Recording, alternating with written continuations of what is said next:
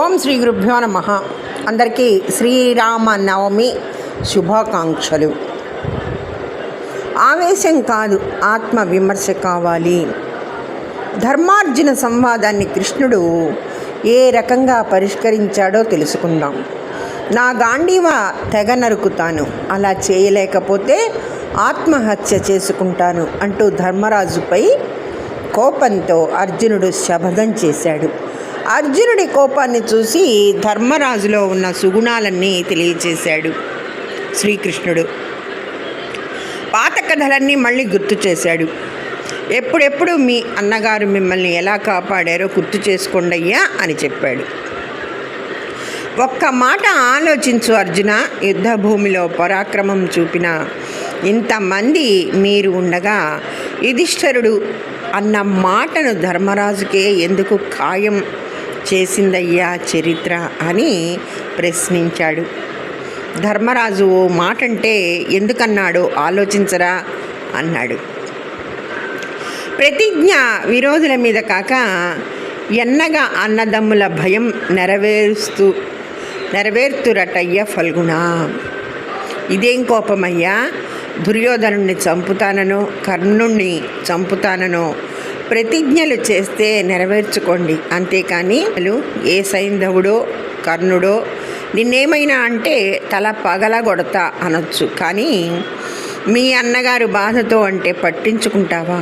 సమయాన్ని బట్టి సందర్భాన్ని బట్టి మాటని ఎలా సర్దుకోవాలో అలా సర్దుకోవాలి అని కృష్ణుడు బోధ చేశాడు.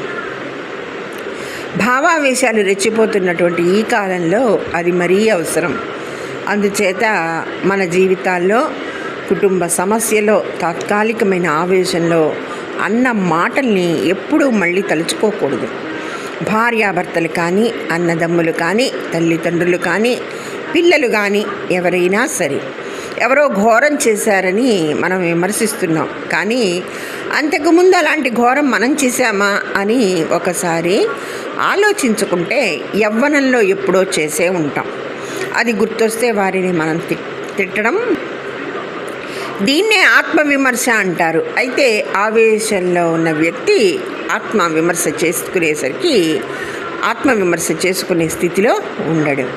కాబట్టి పక్కవాళ్ళు చేయాలి. శ్రీకృష్ణుడు ఆ మాటలన్నీ అనగానే అర్జునుడు వెంటనే క్షమించు అన్నా అంటూ ధర్మరాజు కాళ్ళ మీద పడ్డాడు. తమ్ముడా, నేను కూడా ఆవేశంలో అన్నాను, మన్నించు అని ధర్మరాజు కూడా అన్నాడు. అలా సమస్య పరిష్కారమైపోయింది.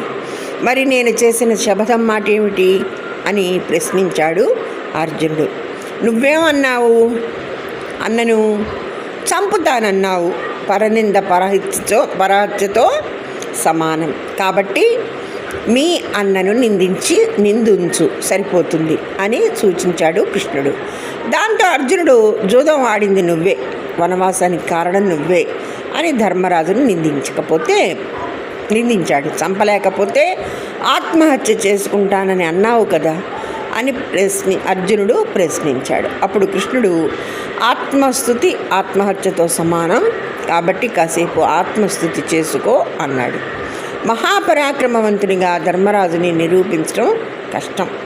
అలాగని ధర్మరాజు గురించి తక్కువ మాటలు మాట్లాడొద్దు.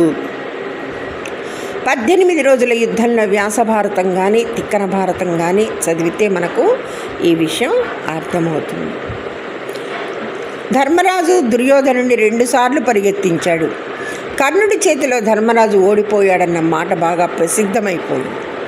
యుద్ధం జరగకూడదని శ్రీకృష్ణ పరమాత్ముడు ఎన్నో ప్రయత్నాలు చేశాడు.